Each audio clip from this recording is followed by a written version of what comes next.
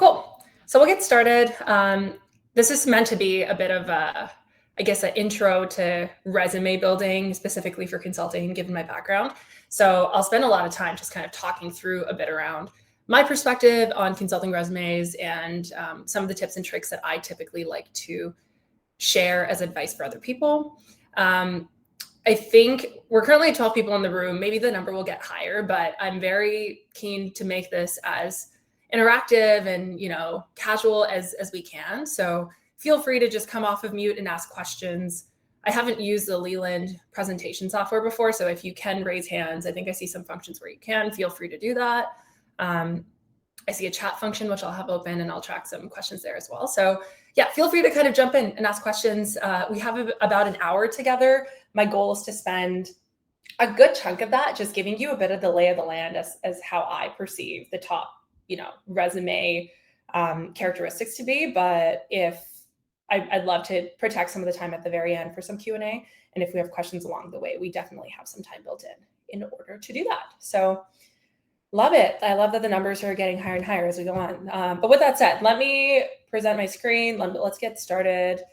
If you bear with me for a second as I learn how to set up this technology.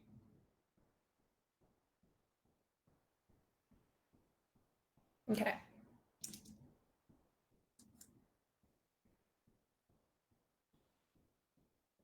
I see some thumbs up. Thank you so much for the validation. How did you know I needed that? Appreciate it. Okay, cool. So let's get started. Our conversation today, focusing on consulting resume one-on-one. Maybe let me start off by doing a bit of an introduction about myself. So you'll see I've kind of broken it down by the roles and the regions that I've worked in.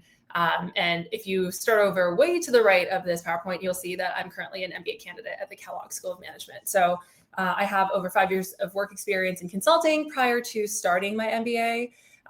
Having spent about a year at Kellogg, a lot of the work that I do is centered on actually consulting training. So I successfully recruited into consulting over the summer. And since then, Kellogg has a really robust consulting training program for which I'm one of the large group trainers, as we call it, or the lead trainer. And as part of that, I spent a lot of my time explaining kind of how does the overall consulting recruiting process work? And also how do you kind of piecemeal the different aspects of it. So you not only kind of, use the process effectively to get to applications and interviews and finally an offer, but really figure out what are your biggest strengths and how do you make those strengths come out in the different parts of the interview process, right? So not just the interview itself, but also the networking, the resume. But today I'll focus specifically on resume.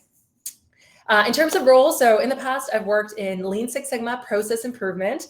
If some of you know what that means, it's just essentially looking at where can you, in a process, identify waste and remove that waste from that process to make it more efficient based on different metrics. So I did that as an intern back in the day. I then spent about 5 years in human capital consulting at Deloitte, where I ended my tenure as a manager.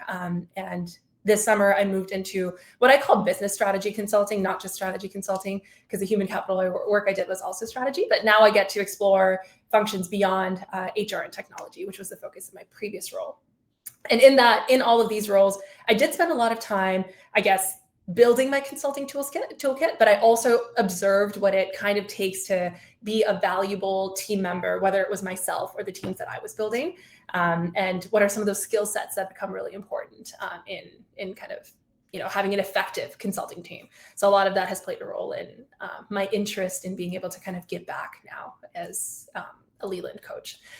In terms of regions, you'll see, so this summer I worked in New York City. That's where I'm going to be for at least the next few years in the US. Before this, I did spend a couple of years in London, where I was the manager in human capital consulting. And before that, I spent most of my life in Toronto, Canada, which is where I'm from. So shout out to any Canadians on the call.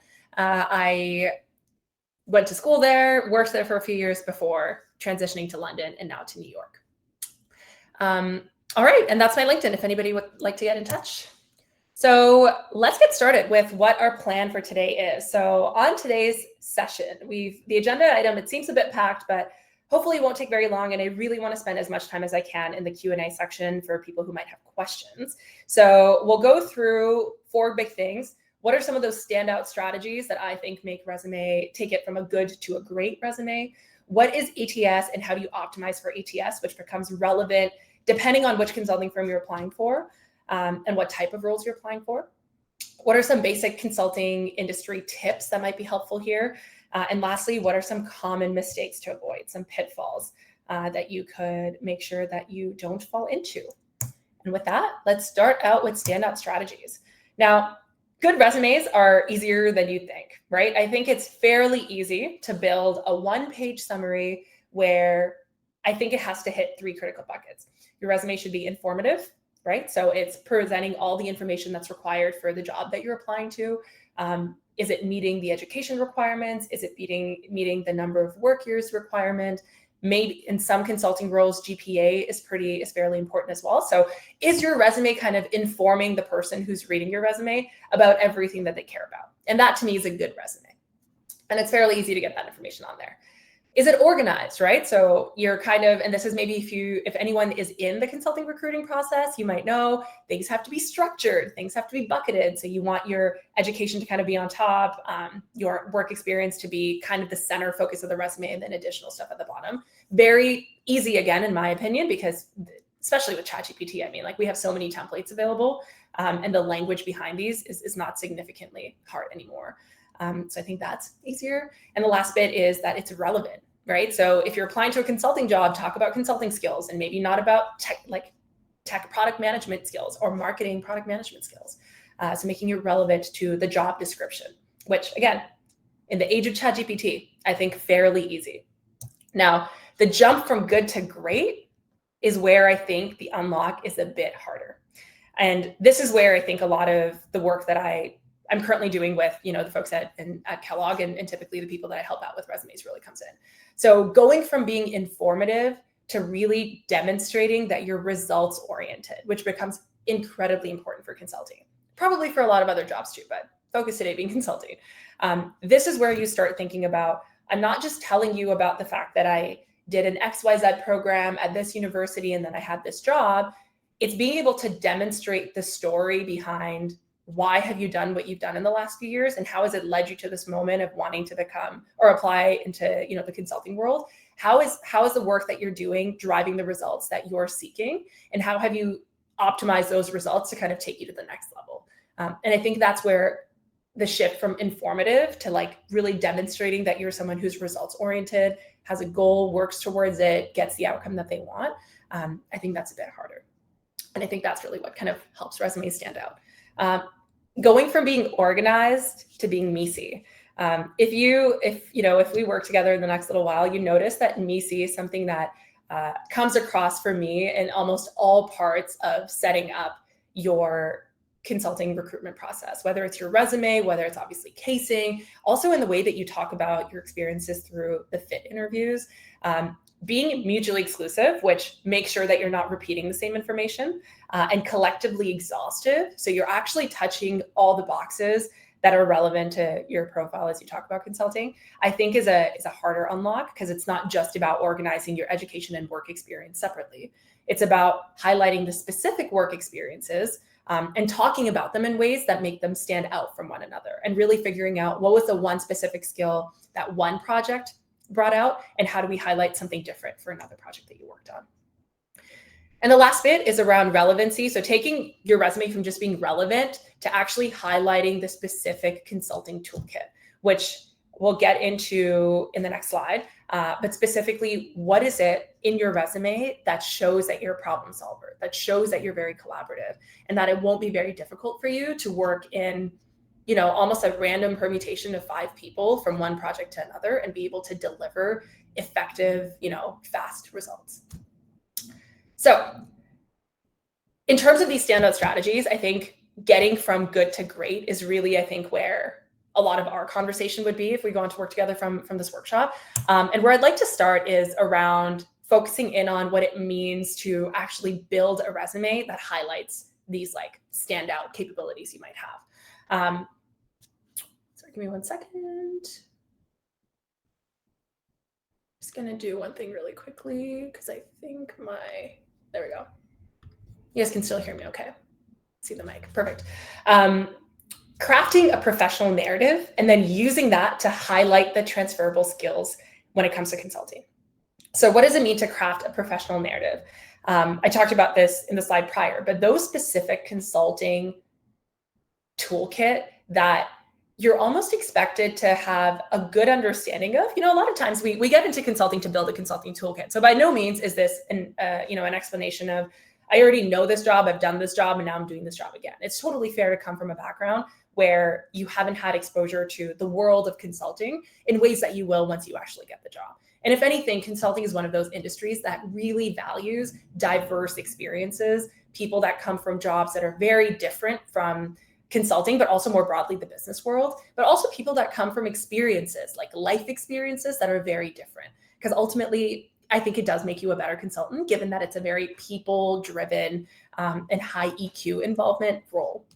So creating a strong professional narrative and structuring your resume around the skills that consulting firms prioritize, which the 4 that I've called out here, which I think are pretty meaty in my defense, are problem solving, leadership, teamwork, and communication.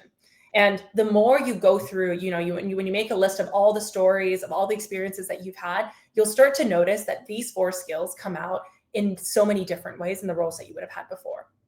If you're someone who's an MBA student or you're making a switch into consulting from the existing career you have, you could lean on the roles that you've had in the past. But if there's any undergrad students on here where, you haven't necessarily had like a formal job that you've had for a few years, you'll start to notice that these 4 things come out in everything that you do day to day, whether it's a school project or, quite honestly, the experience I used back in the day when I was recruiting for consulting out of undergrad, when you're like planning a surprise party for a parent. How do you teamwork with family, right? Where the baseline of collaboration is very different than what you would go through school or at work. So really crafting that professional narrative, crafting those stories that demonstrate that, hey, I've really shown how I can do all 4 of these skills, or have touched on all 4 of these skills in my previous job, and that needs to come across in your resume before you get to the interview. And then tying that to how this would actually come forward. So not just showing, like, your bullet can't necessarily just be, I problem solved as an analyst on the data analytics team, but it's more so demonstrating, this was the action that I took as a data analyst, where I built a model that helped us better identify where the gaps in the processes were. And through that, you were able to identify, reduce, worker inefficiency by 20%. I'm just making these numbers up. But that very immediately demonstrates your problem-solving abilities. You were able to look at something very vague and broad, like a process, break it down into parts where you now have variables for the model that you've built, and you were able to tweak those variables in order to get to the outcome that was desired here, which was better efficiency, right? Or more efficient processes. So not just about showing that you know these skills, but also about, hey, I also understand that not the job that I did in the past, here's how it actually connects to the stuff that I'm now going to do in this consulting role. Cool. Like I said, if you have questions as I go on, feel free to come off mute and ask. But we'll move on to ATS optimization, which might be a new term for some people. I'm not sure how much this is talked about anymore, but applicant tracking system they've evolved since I think I first started working. So ATS back in the day used to be like a more formal resume screening, software, where once you apply to a job, a lot of companies have ATSs where they use it as a first line of screening for candidates that they want to look into. With artificial intelligence, it's become a lot more robust, and companies use it for very different things. So there's like an easy ATS screening, which truly just kind of filters out applicants that might not have, tried as much as they could or come across as very serious because there's very obvious errors or gaps in their resume. And an ATS is really good for that. But more and more companies now have employed a very specific ATS capability that's very specific to their companies and what they're looking for, where they can more easily identify high potential candidates and weed out candidates that maybe, at a face value might look like they're good candidates but aren't really meeting the mark. So what is an ATS, applicant tracking system? It has 4 key functions. Resume screening, which I mentioned is a more basic function. A lot of companies have been using this for over a decade now, more robustly. The second is keyword matching. This is also more of a basic function, but that's where they look at a job description and a lot of the skills that they're looking for there and try to match it with what you've put on your resume. Efficiency, right? So instead of screening, I mean, consulting is a relatively competitive role. So where can they weed out as many candidates as possible? So the number of people that they actually interview is a manageable amount, but not do so in a way where they let go of really high potential candidates. And formatting considerations is really important. This kind of goes back to the whole thing. And one thing that you'll see two big themes that really come across when I talk about consulting prep is structure and attention to detail. So is your resume structured in a way where it's very easy to follow and understand what the content is, which is a very critical part of what it means to be a consultant, right? Communication, both through PowerPoint and verbally, but also formatting.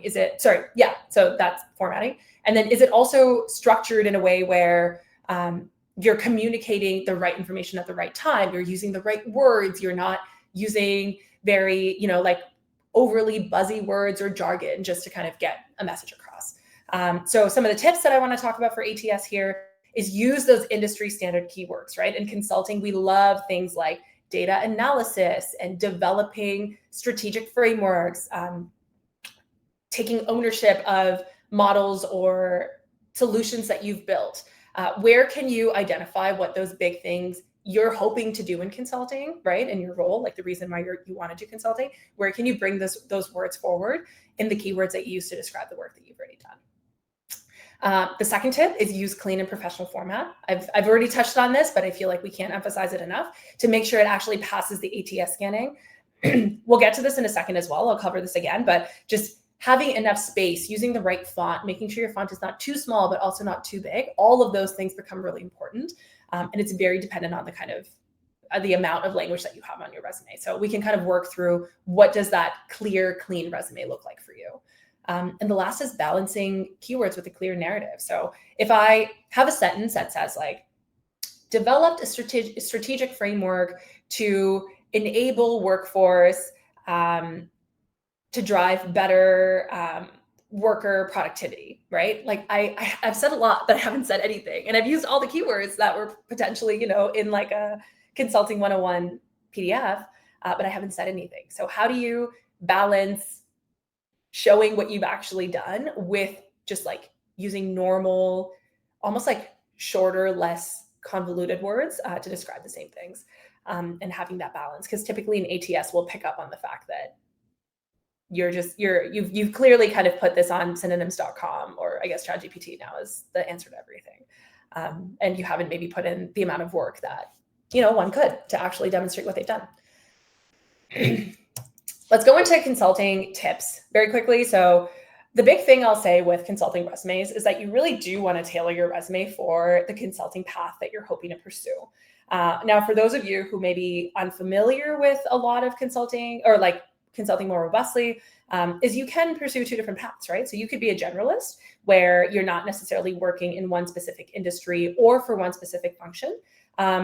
This role is someone who typically works for what's more like colloquially known as like strategy consulting firms, right? And and a lot of Big Four, as an example, will have arms that focus on strategy consulting, and those roles tend to be more generalist as well. So these are the kind of analysts or associates who are consultants, if that's your title, who in one case will solve a pricing problem and in another case solve an operations problem, right? So you're not someone who's maybe married to one function like finance or operation or marketing, but you're also not married to an industry like oil and gas or consumer or pharmacy or pharmaceuticals. So that's generalist. And if you're a generalist, then you want your resume to demonstrate that regardless of what you've done, maybe you've spent your entire life before applying to this consulting job in one industry, in one function, that's totally fine. But you want that ability to flex and that ability to think about problems differently and have had exposure to different functions to have really come out in your resume. So your generalist resume will then be very different from your specialist resume. A specialist consulting role is one that focuses maybe a bit more on either an industry or a function or both, right? So over the summer, I worked with folks who were specifically doing pricing and analytics in the energy industry. And those are still consultants, but they're specializing in the world of pricing and in energy, right? So they're almost specialist consultants. Some people in this role get hired as experts because of the role that they've had in the past, right? So if you did spend all of your life before you applied to this consulting job in the energy world, you very well could apply to be like an energy specialist at a consulting firm. Or you could truly just have an interest. And this potentially works better if you're coming out of undergrad or out of an MBA program where you're coming from school, to say, hey, I really want to go into the energy space. And I feel like working for a consulting firm where I get to do this across multiple functions within the industry of energy will work well for me. And that resume will be very different than a generalist one, because now you want to show that the specific specialization you're applying for, you've done things before, right? Like you have knowledge of it. And this becomes a bit harder if let's say you worked in energy and now all of a sudden you want to move into pharmaceuticals. That's where having like a really tailored resume to the specialist skills you'll require in pharma, that becomes really, really, really important. Because that resume screening process might be kind of like that first layer of filtering where your resume might not even make it through, if you're looking to make a pivot like that.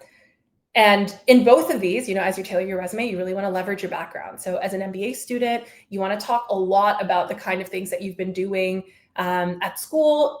Some of this will come out less in your resume because I think you focus a lot more on your work experience. But if you are making a specific pivot, make note of the fact that you've maybe planned events or been a part of a club or play a role in a club that's aligned to that interest. If you are in an MBA program or starting an MBA program in the next little while, if anyone's just gotten accepted into a program, congratulations. You want to start thinking about case competitions you do, right? Maybe you win a case comp or do really well in a case comp that's focused in the industry you want to get in. And all of those can come out in your resume to really demonstrate that interest. If you're a career switcher, right? So you want to move from whatever you're doing now into the world of consulting, you really want to reframe those past experiences to align with this consulting ability of problem solving, teamwork, collaboration. It's really about being able to show, give credit to what you've done, but in a way that helps people who haven't been in that space and kind of live in the consulting world really understand what that means. Okay, so now we'll touch on some pitfalls. The 4 that I want to touch on, I think are, to be very honest with you, sound a lot more simpler than they really are. And for someone who has reviewed hundreds of resumes over the last year, I can tell you, I feel like now I can kind of read through a resume and more quickly be able to tell the difference between good and great, which, to be very honest with you, was really hard for me to do when I was building my own resumes to get into school and to get my jobs. So that's kind of where a lot of this thinking is coming from. Number 1, overcrowding. This to me is a really big thing that more immediately pops out. It's definitely more superficial, but it's one of those things where like a first impression is a lasting impression sort of a thing. Especially when it comes to AI, like obviously AI is very intelligent and it can kind of read through the more convoluted formatting. But if it's not something that's like visibly easy for eyes to read, once it makes it through that screening, I think the messaging then gets lost. So overcrowding to me is a few things. If it's more than one page, which I think is a major faux pas when it comes to consulting resumes, but I think we're all pretty aware of that. But it's also about spacing, right? So you don't want to use every single centimeter of real estate on that white PDF to get your message across. I love to have spacing in between sentences, in between paragraphs. I love to have bolded titles. I love to have margins on either end, while at the same time really optimizing the space that I have. So how do you just making sure you avoid overcrowding is my number 1 pitfall to look out for. Number 2, missing quantification. I gave an example of, the previous sentence that I saw in a resume where it's like, obviously I'm paraphrasing now, and I'm probably not giving them enough justice. It probably wasn't this bad, but literally along the lines of, created a strategic framework that helped identify productivity issues within a team to then increase team efficiency. Like, you're not saying anything. What did you actually do? Is the one part of it, but also what were the results? Like, did it increase anything by some percentage? That becomes really important in consulting. And I'll tell you why. Not because we need to quantify everything in life or everything needs to be quantified or has a quantification attached to it, but it's because it's kind of what makes consulting the industry that it is, right? A lot of firms hire consulting, or a lot of companies hire consulting firms, not just to help them solve problems, but also to help present like an output of the work that they've done to shareholders. So ultimately, regardless of the work that you're doing, even if it was very qualitative heavy, you do need numbers to back up like, hey, we've done a lot of work that did improve employee morale, but how are we measuring that? Like, how can I more confidently tell you that we actually are seeing the results that we thought we would see? And that's where that quantification in consulting as a role is important, right? So if it's so important in the role, it has to come across in your resume. So that's the kind of like tip I like to say to kind of unlock the importance of quantification. We can brainstorm different ways to quantify the outcome. It could be a percentage efficiency increase, it could be a dollar savings, whatever it might be, or it could be time savings. But that becomes really important across all your bullets. Passive language. So not using words that really demonstrate what you're doing. I found that a lot of people, when they're building resumes, and this was me too when I first started building my resume. Nope, we're not done yet.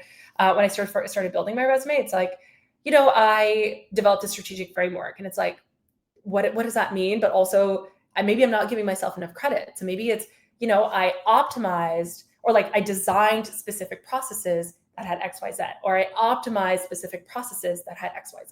I'm using like stronger, more actionable, and almost like, for lack of a better word, like more important verbs to describe what I did instead of just like developed or created or led, right? It's like, what did you actually do? And let's put a verb to it.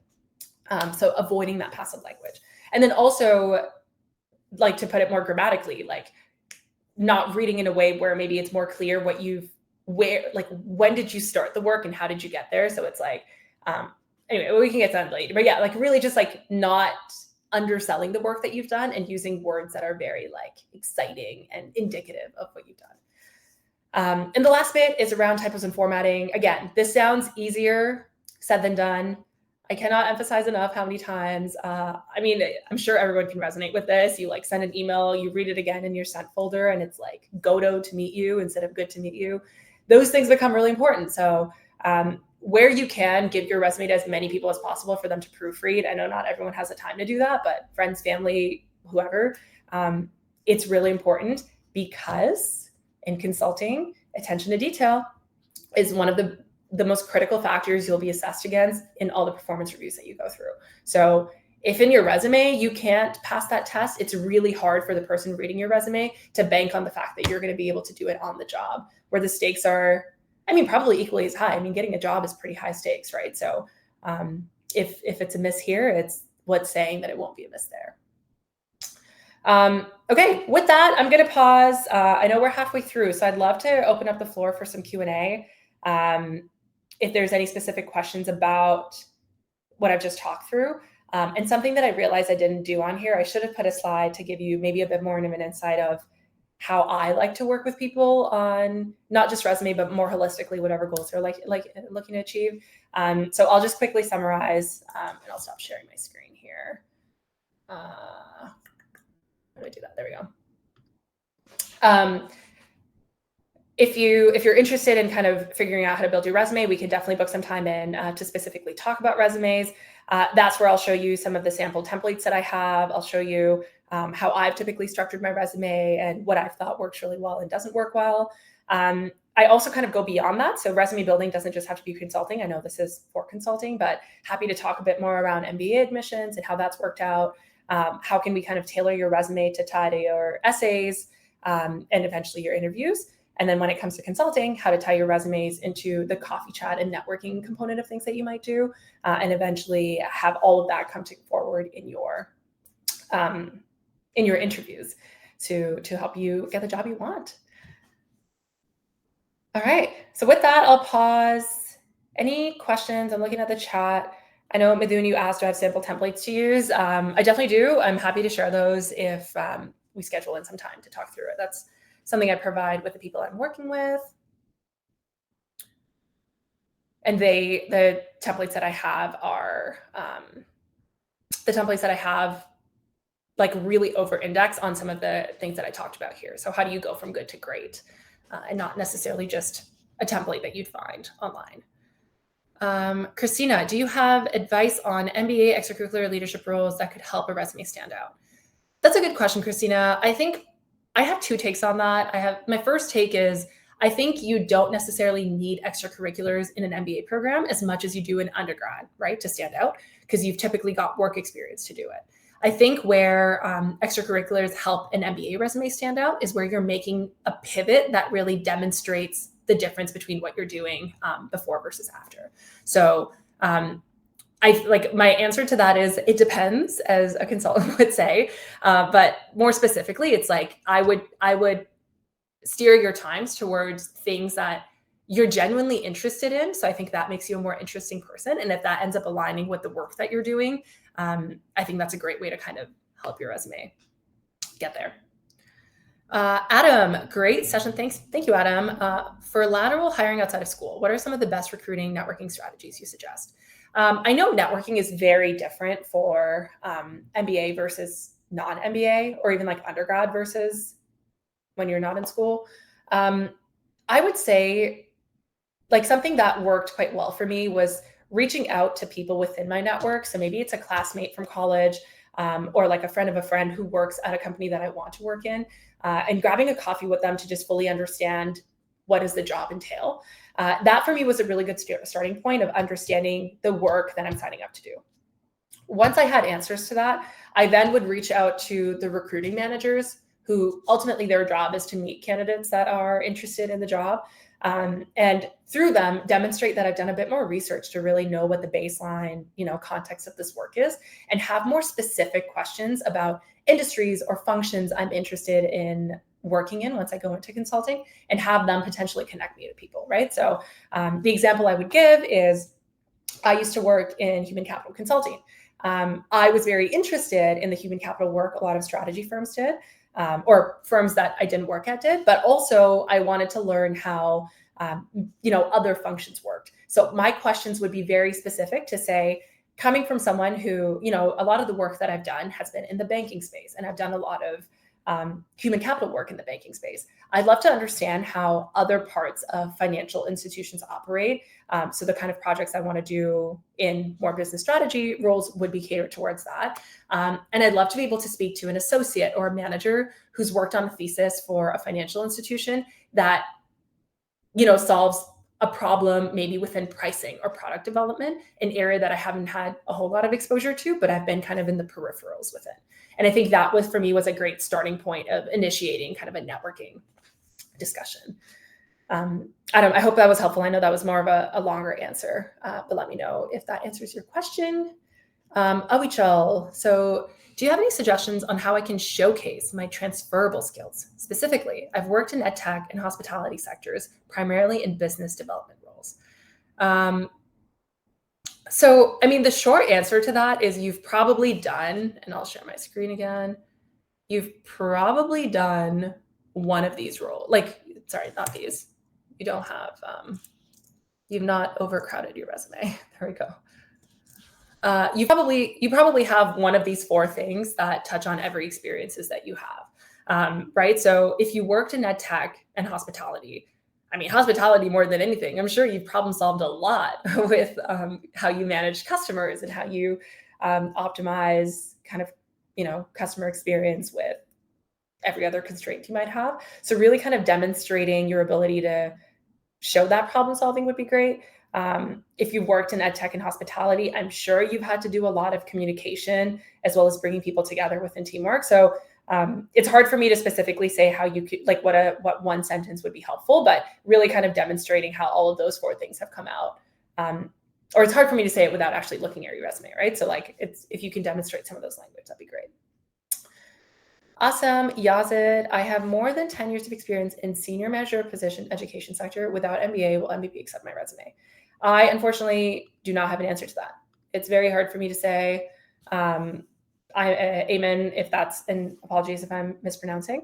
Amen, if that's not Amen. That was a Yazid question, my bad. If that's possible. To be honest, everyone's got their own perspective, but my mantra in life just typically has been like, if you want to do it, you can make it happen. So I wouldn't let that stop you. But I'm happy to talk about kind of the value of an MBA and what that means for you if you'd like that help, and happy to connect you to people who've come from a similar background as well. Thank you for the great session. Any advice for freshmen starting in consulting? Are there specific internships you'd recommend? Sorry, Eamon, can you clarify your question? So you're a freshman who's looking to recruit in consulting, and you're looking to figure out what internships you should do prior to? I don't mind if you just come off mute or just clarify that question for me. In the meantime, happy to answer other questions.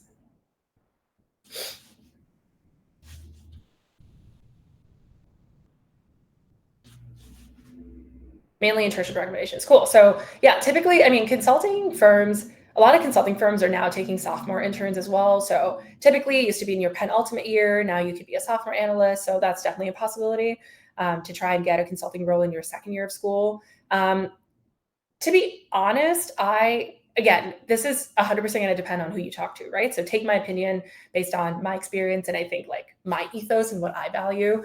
I think that something that brings a lot of value into consulting is technical skills. Like, do you know how to technically problem solve and then also use tools like Excel to build models? So like where you can turn that part of your brain on. So maybe it's taking modeling classes, maybe it's doing case competitions where you're forced to build models. And maybe it's like doing an internship where you're working as a business analyst or a data analyst for a startup even, right? Where there's a lot of like vague, like unstructured information in front of you and you kind of work with people to bring structure into that. My biggest piece of advice, to be honest, is try to do like as early as you can. Don't fall into like an easy internship where you can just float for the whole summer. I mean, sure, you'll have a lot of fun because you'll get a lot more time to party with your friends. But I really think the learning comes from being in really challenging environments as early as you are, and being forced to like problem solve as early as you can. Because as soon as you fall into like almost like your lazy half of the brain, which if anyone's read Thinking Fast and Slow, your system one brain, where you don't take a moment to pause and think and then problem solve. I think that's been the biggest differential for me when I've talked to people who are trying to get into consulting from different kind of internship experiences they've had. So that'd be my advice. But like I said, it will depend on who you talk to and what they say to you, and also what opportunities you have access to, right? So if you have any questions about that, let me know. Awesome, Christina, thank you so much. Elliot, really good takeaway so far. Thank you, Elliot. Considering the current slowing hiring and consulting climate, would we need to cater our resumes any differently as compared to a typical year? That's again a tough question for me to answer, right? Because I'm not like I would have no insight into the hiring decisions consulting firms are making. That not necessarily my role, and not something that any consulting firm would like tell their employees. What I would say is like, in any market that is difficult, which I think consulting potentially on an uptick, who knows? I was a lot more, optimistic last year and it wasn't that great. So what I would say is really just like focus on those standout strategies where I talked about it. Like, where can you really demonstrate that you can handle it? Like whatever consulting's looking for, you've done it, not in consulting, but in a different way. And maybe you have done it in consulting, right? If you want to move from like Big Four to MBB as an example. So really just showing where have you been a consultant in some capacity in the role that you've had before, to me, I think is a pretty big sell, and something that really stands out as a good resume, in my opinion. Awesome. Sashi, amazing insights. My background is customer success, looking for a pivot into consulting. Do you reckon it is possible by highlighting those transferable skills you mentioned? Yeah, but Sashi, anything's possible. Honestly, anything's possible. So that 100% my answer to that is yes. It's just how much work can we put into it, and how do we bring it to life, and a little bit of luck. So I wouldn't necessarily think that one career there's no possibility of pivoting from one to another. I mean, over the summer, I worked with people who worked for the government, who were teachers, who worked in the army, right? Like people come into consulting from very different backgrounds. And if anything, you're coming from like one business world to another business world. So very possible. Okay, 77, et cetera, privately relay, Apple, EA.com, 7.com, you've removed your message. I can see why, because that was an anonymous email anyway. So if you'd like to ask your question again, feel free, because I didn't read it. Awesome, Sasha, you're welcome. Cool. Oh, there you go. I'm a transfer student to a target school as a junior next fall. What advice would you give me right now to go ahead with networking at my current state? So this whole concept of like target school versus not is kind of new to me, to be honest. I think America does work a bit differently than like Canada and other parts of the world do. I also will say, like, I don't know. So many companies are now shifting away from like, we only hire from XYZ. So this is what I would say. I would say, regardless of what school you go to, find alumni who are doing things that you want to do and talk to them. And it could be the fact that they're working in consulting and you want to talk to them, or it could be that they're doing some like really cool save the world job that you eventually want to do. And from that, you learn what are the skill sets that you need in order to do this like long-term dream job. And then you think about how consulting helps you get there, right? And that becomes a part of your story. So my big piece of advice is, regardless of what school you're at, talk to the alumni. They love to give back and like help, their school prosper, for their resume to hold value too. So that's the one piece of advice I would give, and that will help you really figure out what your story is as you think about consulting recruiting. Awichel, second question. Since I'll be starting my MBA this January, do you have any suggestions on how I can make my resume more impactful apart from participating in case competitions? I'll be relocating to Kingston, Ontario. Oh my goodness. Are you going to the Queen's Commerce School of Business, the Smith School of Business? Because congratulations. It's a great school. I have many friends who've gone there. I would say that case competitions are a good way, honestly, to actually build consulting skills. A few of my friends did a case comp together very early of my MBA program here. And now we all have consulting jobs, and we did like a reunion dinner, and we were just laughing about how the fact that like we did this case comp to learn more about consulting and eventually got those consulting jobs. Not that it's like 100% the way to go about it, but I would say case competitions would be my biggest piece of advice, to be very honest. An MBA program is interesting, and this is where maybe I'm now putting on my MBA hat. I think MBA culture is heavily dependent on the amount of work that second-year students put in and first-year students put in to organize student events. And I think you learn a lot through those experiences about what it takes to work in teams that are very different, what it takes to like create community and bring it forward, which are really important to kind of keep team morale up, regardless of the job that you're doing. So get as involved as you can without it compromising your mental health, and just learn from those experiences. Just have like very interesting experiences. I've spent my time in my MBA doing like harder things when it comes to like physical fitness and traveling, like doing like hikes and things I wouldn't have done before. And I've done some case competitions. I'm part of our dance team here at Kellogg. And I focus a lot on like community building. So those are the things that bring me joy, but also I think make me a really good, like well-rounded person. So that's how I've spent my time. Elliot, I heard MBB culture and main revenue industries are different between firms. I heard MBB culture and main revenue industries differ between firms. Are there any resource or references we can look into to build firm-specific resumes? Talking to people. That was the big thing for me. I had a running doc, which again, the people I work with, I show them, it's like a table of like all the different things, like how I categorize the information I'm collecting from each firm, and make sure that in my resume and specifically in my coffee chats and interviews, I use the language that the firm resonates with. So what is it? Sometimes BCG uses certain words to describe how they manage and like conflict resolve within teams, and Deloitte will use different words to describe the same thing, right? Like around like team building and morale. So in my resume, less so in my resume, but more in like my coffee chats and my interviews, I would use that specific language for it to come across. And in my resume, I would more so focus on like really demonstrating that I'm someone who values the things that the company that I'm applying to values.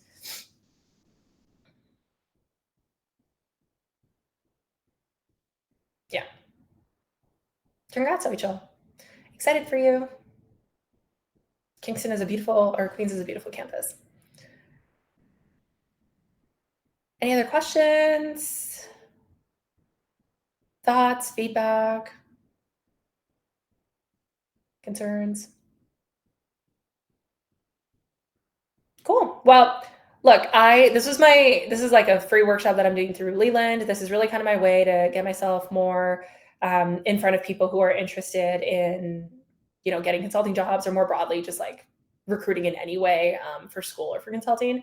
So if anything I said today sounds interesting to you and sounds like it's something you can benefit from, please reach out. I'd be so excited to work with people. It brings me a lot of joy to like reflect on the experiences I've had and think about how that could help other people. So please let me know. To everyone who's just gone into an MBA program, congratulations. To everyone who's thinking about consulting for the first time as a college student, congrats. It's a really exciting time, and I worked with a lot of analysts over the summer who were straight out of college, who are some of the smartest, sharpest, most dynamic people I've met.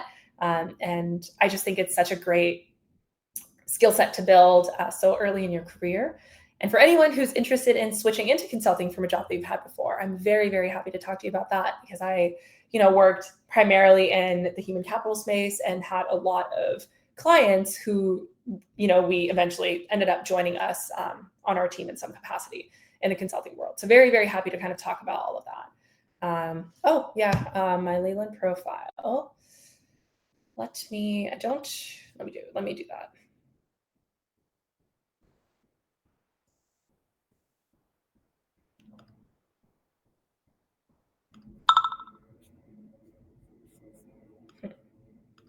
How do I do that?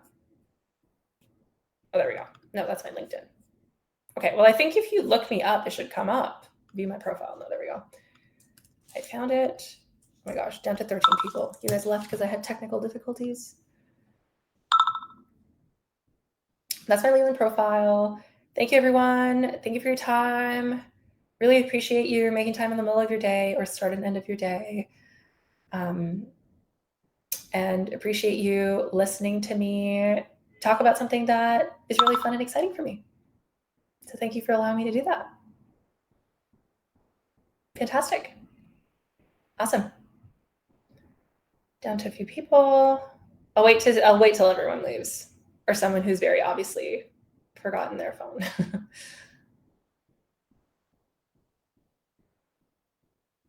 Okay, awesome. Thank you everyone for your time. I will hopefully stay in touch. Looking forward to hearing